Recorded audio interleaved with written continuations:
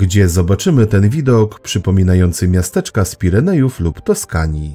Jakie nietypowe wnętrza kryje ta świątynia i jaka kara spotkała niezbyt wierną żonę hrabiego von Glaubitz. Jakim propagandowym celom służyła ta misternie wykonana kolumna, a do jakich wykorzystywano ten pręgierz. Co ma wspólnego dawny kościół ewangelicki z zapałkami i czy zapałki mają artystyczną duszę? Jeśli chcecie odkryć te tajemnice, to zapraszamy na wspólną wycieczkę do położonej w południowej części Dolnego Śląska Bystrzycy Kłodzkiej.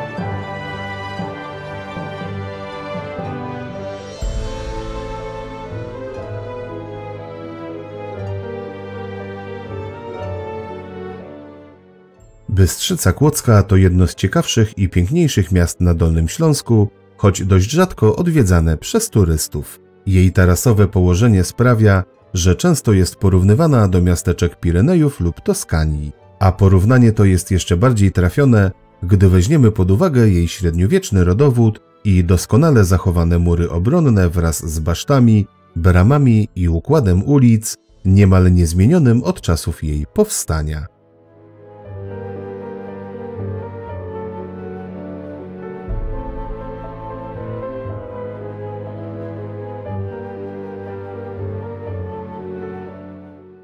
Bystrzyca powstała prawdopodobnie około XI wieku, kiedy to rycerz Hawel z Lemberka założył osadę dla niemieckich kolonistów o nazwie Havelswerde. W XIV wieku, po wybudowaniu murów miejskich, Jan Luksemburski nadaje jej status miasta królewskiego oraz przyznaje szereg przywilejów. Bystrzyca szybko staje się ważnym ośrodkiem rzemieślniczym. Pomimo zniszczenia w czasie wojen husyckich, miasto rozwija się dalej, do czego przyczynia się nadanie w 1473 roku prawa mili, czyli przywileju handlowego, dzięki któremu wszystkie targi, kramy, piekarnie i karczmy leżące w promieniu 1 mili od miasta musiały być jego własnością.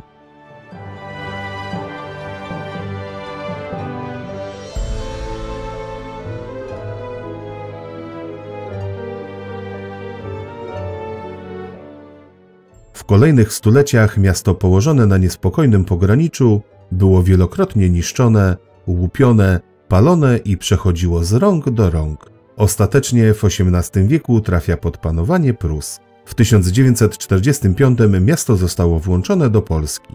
Ludność niemiecką wysiedlono, sprowadzając w zamian Polaków z Kresów Wschodnich.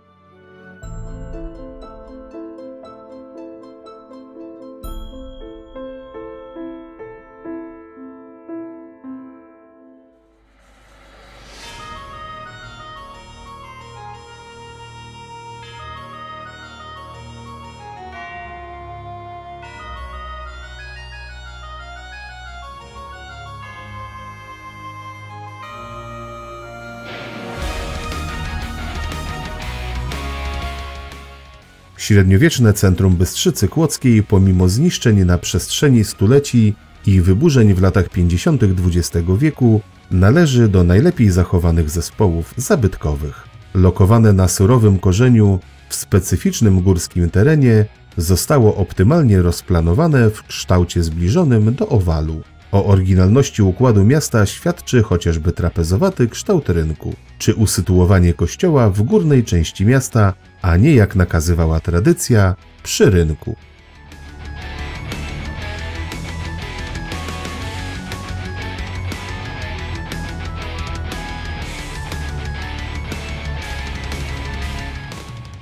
Umiejscowienie kościoła nie jest jedyną ciekawostką tej pochodzącej z XIV wieku świątyni.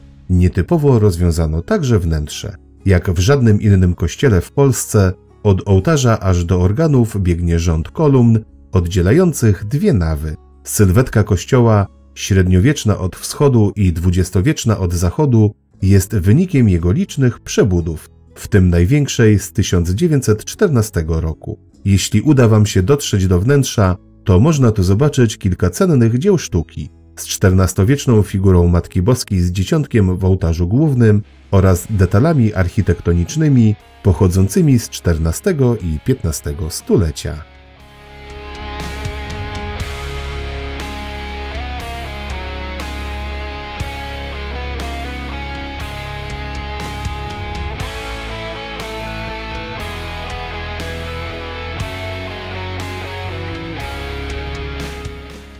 Bystrzyca ma tak właściwie dwa rynki.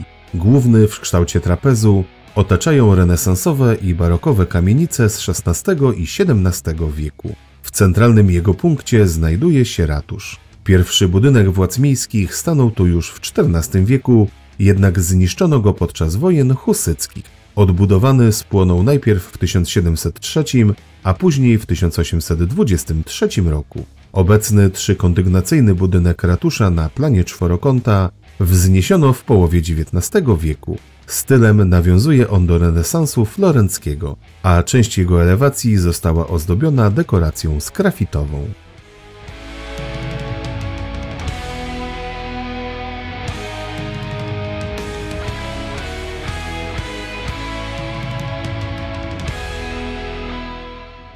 Tuż przy ratuszu możemy obejrzeć propagandową kolumnę Trójcy Świętej. Wykonał ją w 1736 roku pochodzący z Kamieńca Ząbkowickiego Anton Jorga na zlecenie bystrzyckiego radcy i podskarbiego Kacpra Rudolfa Kleinwachtera. Kolumna powstała, aby chronić miasto od pożarów i zarazy, które w tamtych czasach dziesiątkowały okoliczną ludność. Inspiracją dla tej kompozycji stał się 12 rozdział Apokalipsy Świętego Jana, o czym informuje inskrypcja wykuta na podstawie pomnika. A dlaczego mówiliśmy wcześniej o propagandowym charakterze? Otóż miała ona służyć umacnianiu wiary katolickiej w walce z odradzającym się protestantyzmem. Wykorzystano do tego symboliczną walkę Kościoła z szatanem.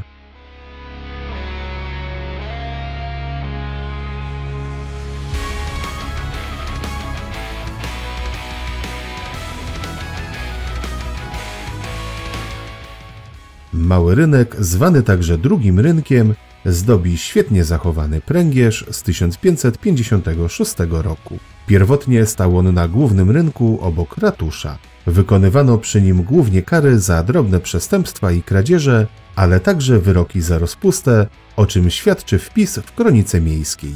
Przez 2 niedziele gach z gachową stali łańcuchami przywiązani do piekielnego kamienia. To niesamowite. W 1814 zaprzestano wykonywania kar i przeniesiono go na mały rynek, gdzie w dni targowe wiązano do niego konie.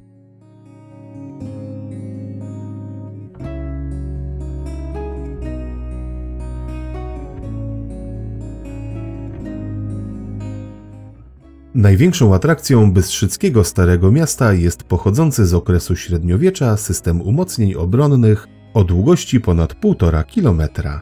Jego budowę rozpoczęto już na początku XIV wieku, a w kolejnych stuleciach powiększano i modernizowano. Dziś zachowane niemal w całości mury miejskie wraz z 3 wieżami otaczają malownicze Stare Miasto, choć do części z nich dobudowano już znacznie nowsze domy. Z pozostałych obwarowań miejskich zachowała się brama wodna, jedyny z ocalałych wjazdów do miasta, Baszta Kłodzka, będąca pozostałością po bramie kłodzkiej i najmłodsza, bo pochodząca z XVI wieku, Baszta Rycerska, warowna wieża, którą w 1843 roku przerobiono na dzwonnicę kościoła ewangelickiego.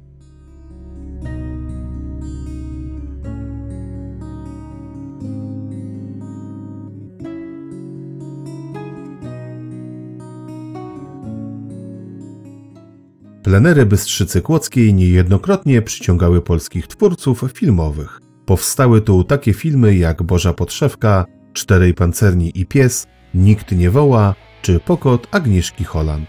W 2015 roku tutejszy artysta-rzeźbiarz Konrad Tomaszewski wpadł na pomysł utworzenia kryształowej Alei Gwiazd z twarzami znanych postaci polskiego kina. Dziś wzdłuż murów miejskich możemy zobaczyć tak znane postacie jak Krzysztof Zanussi, Jerzy Hoffman, Grażyna Wolszczak, Robert Gonera czy Wiktor Zborowski.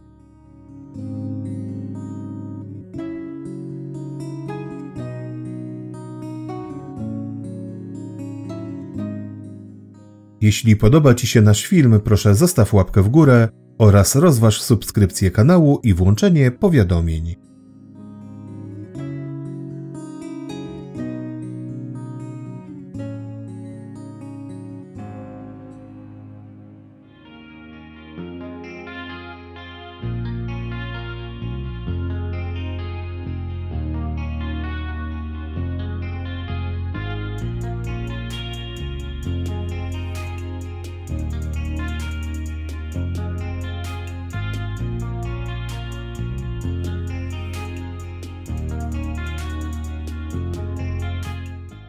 Znacie bajkę o dziewczynce ze zapałkami? No nie będziemy wam jej dziś opowiadać, ale zabierzemy was do jedynego w Polsce i jednego z tylko 4 w Europie Muzeum Filumenistycznego, czyli takiego, które zajmuje się zbiorami etykiet zapałczanych, zapałkami oraz historią niecenia i użytkowania ognia. Jego położenie w Bystrzycy Kłodzkiej nie jest przypadkowe. W 1945 roku powstały tu Bystrzyckie Zakłady Przemysłu Zapałczanego, potentat w branży, który zaspokajał prawie połowę zapotrzebowania na ten niezwykły produkt w Polsce. W okresie prosperity pracowało w nich około 700 osób.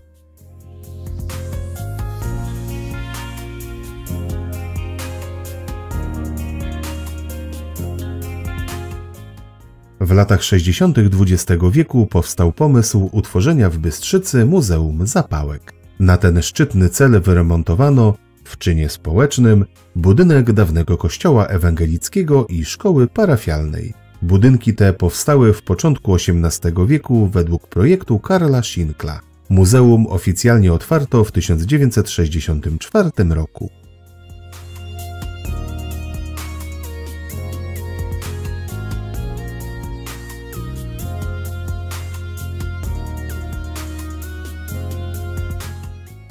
A co tak naprawdę skrywa to muzeum o dość trudnej do wypowiedzenia nazwie? Otóż znajdziecie tam różne przedmioty, które na przestrzeni wieków służyły człowiekowi do rozniecania ognia. Od najprostszych krzesiw do tych bardziej zaawansowanych, wręcz artystycznych. Różnego rodzaju zapalniczki, benzynowe, gazowe i elektryczne. O różnego rodzaju kształtach i wielkościach. Kieszonkowe, biurkowe i reprezentacyjne. Dla pań i dla panów, wyrabiane przez znanych producentów, małe manufaktury czy żołnierzy na froncie. Znajdziecie tu po prostu wszystko, co kiedykolwiek służyło człowiekowi do niecenia ognia.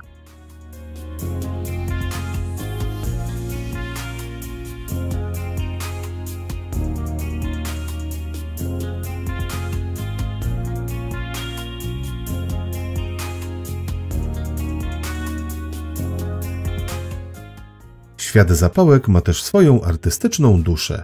Dzięki wystawie w Bystrzyckim Muzeum możemy zagłębić się w ten zaczarowany świat. Muzeum zgromadziło olbrzymią liczbę opakowań od zapałek oraz etykiet zapałczanych z Polski i innych krajów, nawet tak odległych jak Chiny czy Japonia. Ilość zgromadzonych eksponatów szacuje się na 500 000, a niektóre z nich to prawdziwe dzieła sztuki, które naprawdę warto zobaczyć.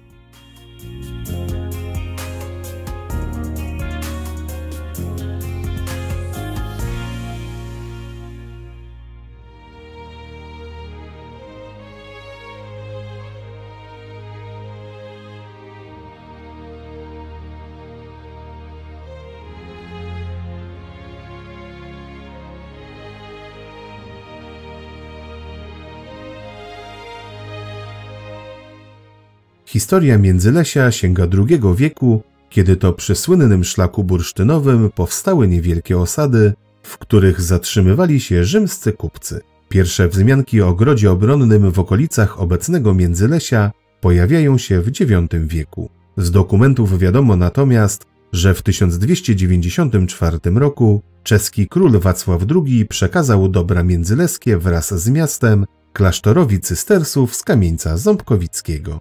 Zakonnicy pozbyli się tych terenów dość szybko, bo już w 1315 roku sprzedali je rycerskiemu rodowi von Glaubitz, dzięki czemu Międzylesie stało się centrum rozległego majątku. Dość szybko, bo już w XIV stuleciu powstaje tu murowany zamek, choć historycy nie są zgodni, czy powstał on z inicjatywy rodu, czy króla Jana Luksemburskiego w celu zabezpieczenia granicy śląsko-czeskiej.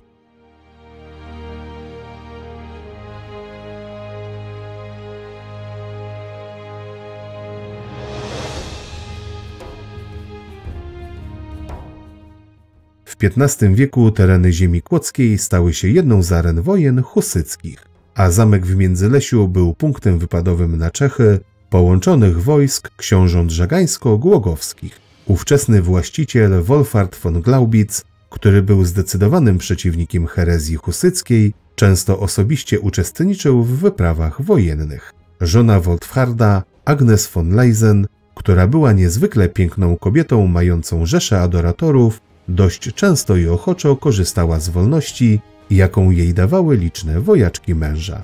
I jak to w życiu bywa, Wolfhard wkrótce dowiedział się o jej zdradach i postanowił ją ukarać. Niewierna małżonka została zamknięta w zamkowej wieży. W 1428 roku Husyci po raz kolejny zaatakowali Międzylesie. Tym razem dotarli aż do zamku i podpalili go z wielu stron jednocześnie.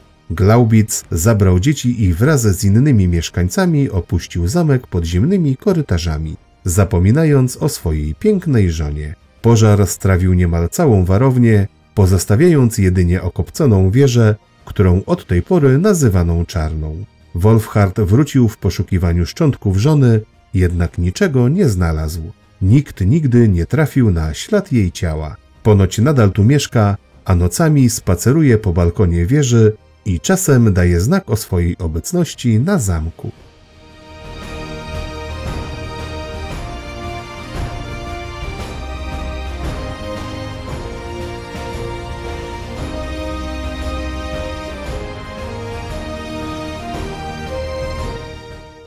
W połowie XV wieku zniszczone w wojnach husyckich Międzylesie ponownie stało się własnością królów czeskich.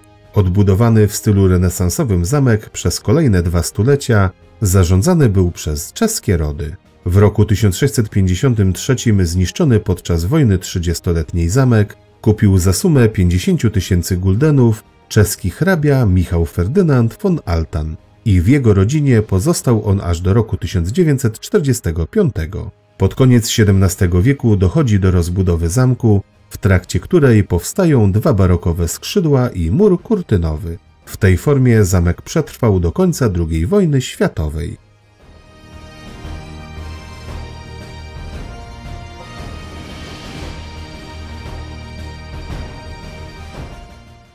Wiosną 1945 roku ostatni z rodu, Michał von Altmann, uciekając przed Armią Czerwoną, opuszcza zamek, pozostawiając praktycznie całe wyposażenie. Drogocennymi meblami, dywanami, obrazami i książkami ochoczo zaopiekowała się okoliczna ludność i różne instytucje państwowe oraz urzędy. W 1950 roku ogołocony zamek przejmuje Skarb Państwa i adaptuje go na ośrodek kolonijny. W 1972 częściowo niszczy go pożar wywołany od uderzenia pioruna. Obiekt zamknięto i przystąpiono do remontu. Niestety, ze względu na często zmieniających się zarządców, prace szły dość mozolnie. W 2008 roku zamek trafia do prywatnych inwestorów, którzy przeprowadzili częściowy remont barokowego założenia i umieścili w nim hotel i restaurację. Od tego czasu trwa niespieszna renowacja pozostałej części.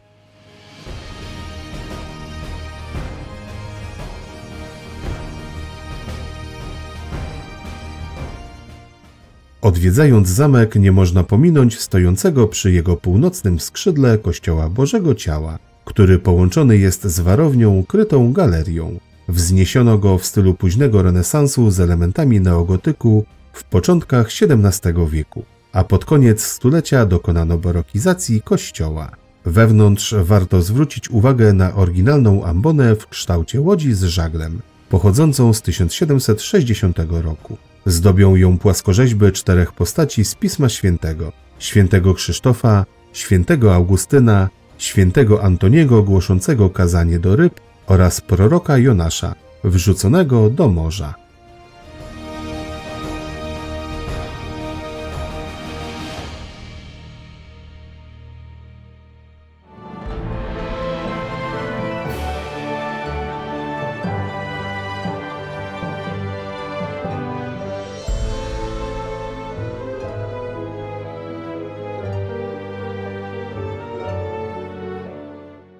Dziękujemy, że obejrzeliście cały film. Proszę zostawcie łapkę w górę, piszcie w komentarzach o waszych wrażeniach, podzielcie się nim ze znajomymi i pamiętajcie o subskrypcji.